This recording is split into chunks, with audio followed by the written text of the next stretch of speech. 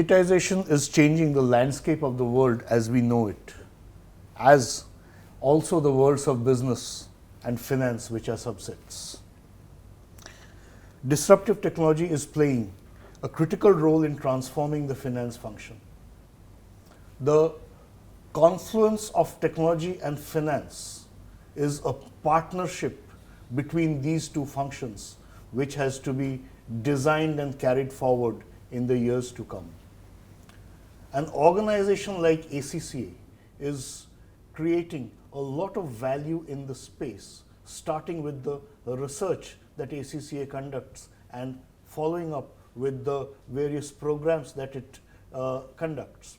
Good afternoon, ladies and gentlemen. My name is Arnab Mukherjee, and I am glad that you are all here to join us for this discussion to understand how digital technology is transforming the future of finance professionals.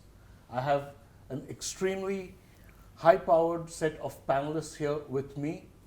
They include, from the beginning, from my very extreme end, Nidish Singh, Vice President, JP Morgan and ACCA member. Next to Nidish, I have Yogi Sadana, Chief Financial Officer, Kashi. Next to Yogi, I have on the panel with me Mr. Navneet Bansal, the CEO and Vice President, JSW Global Business Solutions. I have Gaurav Kapoor here with me. Gaurav heads Policy for India at ACCA. And to my left, I have Karthik Nagarajan, Managing Director and Country Head, Finance Plus India. And I am Arnab Mukherjee. May I start with you now, Gaurav, and ask, given the humongous amount of research which ACCA does in this area of digitization and its impact on finance professionals, can you share with us what is the kind of research and what is that the research tells us about the confluence of technology and finance? Thank you, Arnab.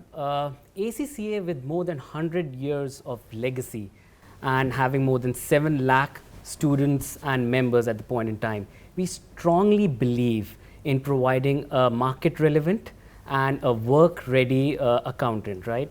And in this endeavor, we make sure that the qualification enables our members and students to go out there in the industry and be really able to contribute to the sustainable development growth of the organization. In fact, on the research which you alluded to, a few years back, we did an extensive research of close to 2,000 C-suite executives in close to 150 countries. And we wanted to find out what exactly are the professional accountants of the future look like. So the research was professional accountants of the future. And there were key points which emerged out of them. And one of the key elements which we found was related to the digital quotient aspect of it, right? And the other one was the leadership aspect of it. And the beauty of the part lies in how we actually adopted our qualification to incorporate these elements. In fact, if I have to mention, we introduced a new paper on strategic business leadership, right? Something which we got a very strong feedback. So it's an entire case study based paper in which a student actually analyzes a situation, uses various tools, and then comes up with a strategic business case out there. This has been highly appreciated by employers because they are looking at people who already have knowledge about how businesses work, what environment they are, how they are becoming a decision maker rather than just being a number cruncher, right? Moving to a little bit ahead on the digital aspect, I just wanted to throw an part on that. At ACCA, more and more examinations are now being done on computer-based examination, right? Which we call CBE, right? Actually, a student is giving an examination a work-like environment. So he's ready for that work environment and he's ready to hit the road the moment he just lands out there. So this is the kind of change, and we are using technology very strongly in that aspect so that a student is aware about how real environment looks like, how he's supposed to act like a leader, what decisions he's supposed to take, and these are the digital tools he's going to use over his to become a market ready and deliver for the growth of an organization. May I now ask Navneet, given that Gaurav spoke of the market relevance so strongly, and you as a business leader, where do you seek that relevance when it comes to your finance professionals, though you yourself are a finance professional? Yeah. In my view, the finance value pyramid has top 10 to 15% people who are actually involved in strategy. Rest of the 90% organization is actually a combination of doers or probably managers. So in my view, strategy is the most loosely used term these days, which is applied across the span. Where digitization helps, in my view, is to first help the bottom of the pyramid, wherein probably 80 or 90% of my finance professionals are spending a lot of time either doing the transactions or managing those transactions. In my organization, what we have probably done very effectively is by using digital technology, we have actually enabled our human beings to be more human. So they spend less time in transactions and spend more time with stakeholders, understanding their grievances, addressing their concerns, dealing with their emotions, and they are leaving the transaction piece to the computers and AI and ML. So what we are looking at as an organization is using digitization to create bandwidth in the hands of people so that they can spend more time with people. They can understand more of their problems and then use digitization and digital intervention to address those. So I think that's a decent way of using digitization so that people can spend more time with people.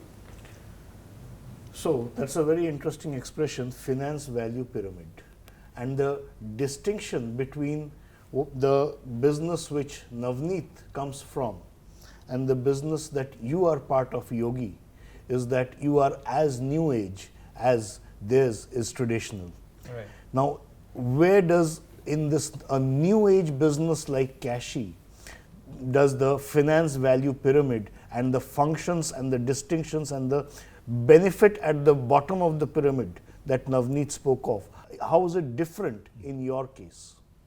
So I think my fellow panelist Navneet touched upon a very, very significant matter about how much digitization can help the bottom of the pyramid to basically structure their jobs and also to automate a huge part of the transactional work which happens on a day-to-day basis. Does not add any value to the organization, but it's just a repetitive job that you keep on doing. At Cashy, when we formed this company, our motto was to make sure that everything which a human can do, how we can automate that into the entire process, starting from the onboarding till the time the customer is not fulfilled. So although I am representing finance, but as an organization, our motto was to make sure that every part of the job that a person is required to do, how much we can use digitization behind it. As I mentioned before, the onboarding jobs, the reconciliation jobs, the information which moves from the production system into the accounting systems, we have made sure that these are done through high-end technology using computing powers to make sure that the people are wasting time in putting or keying data into the system, but are actually using their time in analyzing, are using time to evaluate credit and making sure that the systems are talking to each other. So I think that's the kind of problem solving that we have done using tech.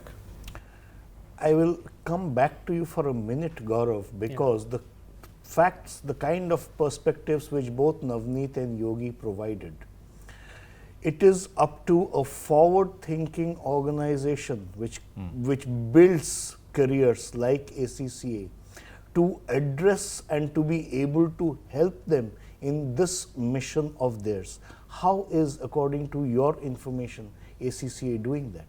An excellent question, in fact. So I'll again come back to the research which we did. So in fact, we did a research on known as Generation Next. In this, we surveyed close to 19,000 people across the world in 150 odd countries.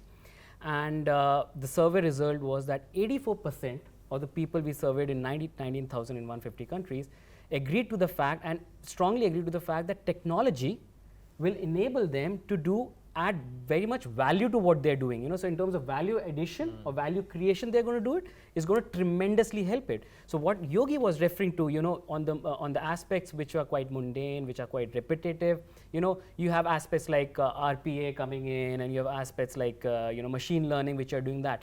So as a future finance professional and an accountant, you have to be cognizant of the fact that your role is no longer a number cruncher. or doing the repetitive thing. You are more of a strategic business leader. You're more of how do you analyze what has come to your way and how do you take business decisions on it. It's all about case study which is out there, So how is it that you analyze and do things? And this is what we found, and this is what we endeavor in our members. And I'll give you an example. How do we make sure that we are in this constant path of learning and being market ready?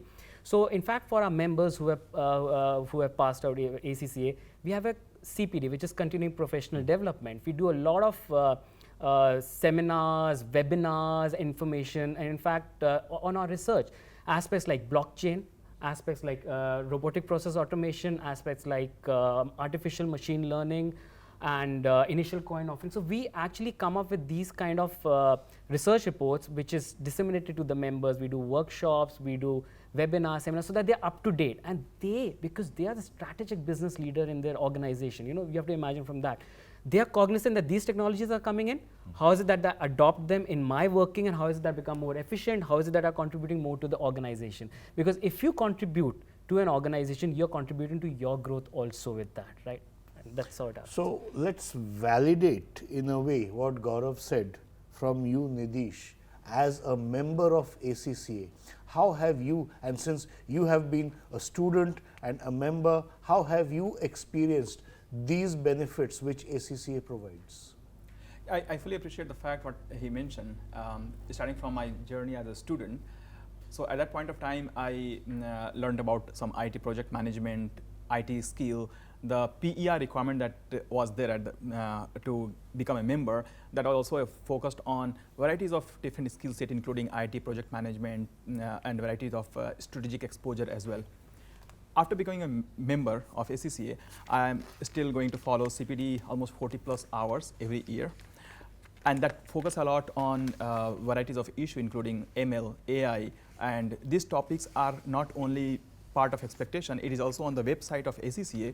Various journals, magazines, reports are there, webinars are organized, there are seminars in different towns and cities across India. These all efforts are helping us to stay updated, and it also reminds us that there is something in digital market and we need to get upgraded, otherwise we'll miss the boat. And it's very relevant as the organizations are focusing on getting more and more from less. That means automate everything, get things smarter, because just increasing the head count is not the solution. And with the technology, we are trying to get more value with lesser head count and resources, and it is very important that we follow the suite.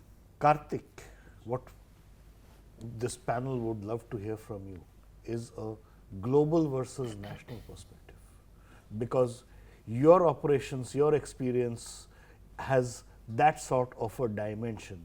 For a finance professional, and especially one pursuing an ACCA qualification, or regardless, what is it that a finance professional today who is interested in a career which is global in its very essence, what does he or she need to understand, and how does then with organizations like ACCA support that endeavor?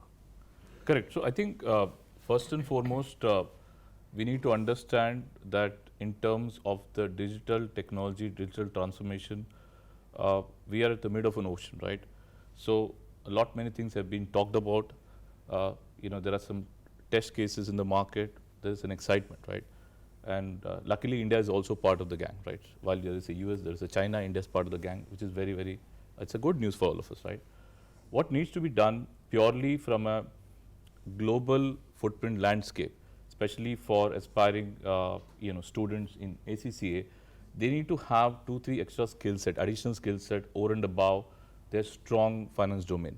One part is if somebody can actually focus on how to be part of the team, how to collaborate, and these are very software aspects, which is very, very relevant, because when early in my career I set up global teams, the biggest issue that I faced is two different guys across the map are not able to communicate to each other. They're not able to have trust. So to create trust, we have to actually focus on a lot of time, a lot of energy, a lot of modules that we have created, only from a perspective that people feel comfortable, they trust each other across the border, right? So that is very, very key important thing. The soft skills are very, very important, and this nobody talks about. If you ask me, that is the basic foundation if somebody aspires to be part of the global organization, global landscape. The second part is they have to understand how they can be relevant, right? Most of the leaders I talk, they are very scared of automation. They're very scared. They're saying, okay, it could be redundant, it could be jobless. But then there is a new version 2.0 that is starting, and that's where the excitement is. So, it is like the first time when we touched the laptop and people felt, okay, they'll be out of jobs, right? Did that happen? No. I mean, every Indian today has a laptop, for example. Similarly, this is a very exciting journey, the way I see, especially for ACCA students.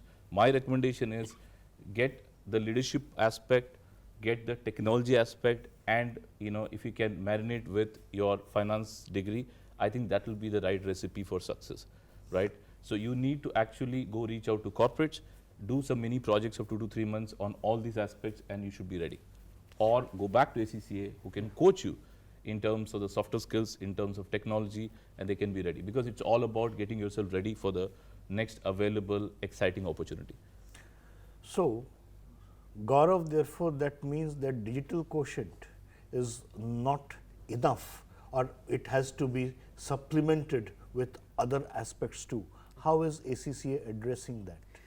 I would like to actually thank you for raising that point. In fact, very widely said, and so at ACCA we have this 7 quotient. So there are 7 professional quotients, as we call it, and digital quotient is just one of those quotients. So we have technical and ethical aspect, we have creativity, we have vision, we have emotional quotient, and you'll be amazed to know emotional quotient is such a strong one. Nowadays, when let's say your boss is not sitting in your country, how is it you're communicating on a mail? How is it he taking it, whether your language is up to there or not? So emotional quotient, vision, creativity, innovation. So these are the professional quotients. There's 7 professional quotients, and we make sure that our qualification imparts these 7 professional quotients, and a person is a market ready. Coming to another aspect, and I really appreciate that part also, is that on professionalism, how are you supposed to deal? Business manners, business dealing is something which is how you're supposed to work in a team members. In fact, to become an ACCA, there is ethics and professional skill module. So you have to clear that profession, and I think my colleague would agree to that. That is critically important. A professional skill module will tell you exactly how you're supposed to act in a business environment. The intent of this panel discussion was to discuss digital technology and its impact on finance professionals. But what this panel has so far already succeeded in discussing is, one, highlighting the extreme impact of digital and the necessity to be equipped digitally, but also to think of the aspects beyond digital which are critical if you want to succeed as a finance professional. How does ACCA address this issue, Gaurav? Technical and ethical is the core element of it, right? So you have to be technically sound, and then you have to be ethically in your work, right? So that is the core, and the other aspects of it can be digital quotient, right, which is there. It can be the emotional quotient, it can be the creativity, right, it can be the innovation part of it, right. They work around it, but if you do not have the technical capabilities, right, then how would you perform on what you're trying to do? So in ACCA, we strongly believe and we strongly imbibe that you're supposed to be technically very, very competent enough so that you have the technical competencies in delivering. Additionally, to be successful and to be a leader, because you don't want to be stuck in the 80%, you want to be in the top percent, you need to acquire the rest of the skill set, and our curriculum is designed that you actually acquire that other 6 elements of professional quotient so that you become more successful and you can actually contribute more towards the organization out there. Again, as a member, Nidish, how have you experienced this aspect of the ACCA offering? So as a member, I have seen continuously focusing on the strategy aspect of the curriculum. So when I studied through and when I'm going through all the CPD articles, it is focusing a lot on corporate governance, strategy, risk management, value chain analysis, and how it can be aligned to the new age technology, like digital skills. So what is important in that context, what are the chapter I have seen from ACCA magazines, that it's not we need to learn coding and programming. We need to understand what is the digital technology is, what the blockchain stands for, AI, etc. It gives us a context and the background to understand the basic, apply in our given business context, and get the value out of it. So that means even though we don't have the background in programming and computing, we can still add value in the overall strategy of the organization. And from practical experience, I have seen somebody who has been working in the process for 2 years, they can come and sit with me and tell that this process can be enhanced by using some macros, some tools, or with the help of programmer. So there is no gap or distance between the senior management and the starters now. And that's the benefit of knowing the basics of the technology. And ACCA has been very, very helpful in providing all the basic plus the insight how we can enhance and understand these technologies. Final question to you, Gaurav.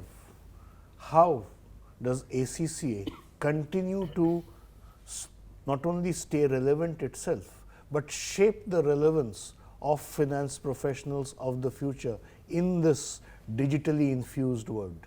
Correct. So, our constant endeavor is actually have a qualification which is relevant for the market.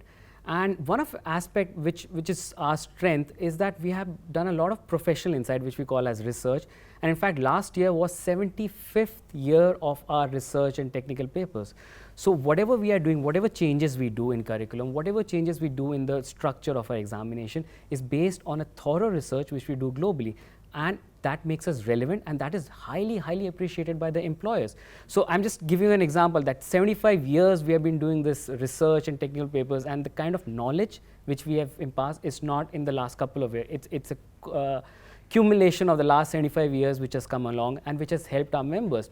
And that's the reason we have close to 5 lakh students globally pursuing ACCA qualification, and we have more than 2 lakh members who are ACCA. So that really speaks the confidence which students have in what ACCA offers to them in terms of market relevant. And this comes from the fact that kind of deep research and deep thought which goes in making the qualification more relevant at the same time. So yeah. Thank you, panelists, for what has been an extremely involved and insightful discussion on the role of digital in the life of a finance professional, but a lot more beyond that. Thank you, everybody.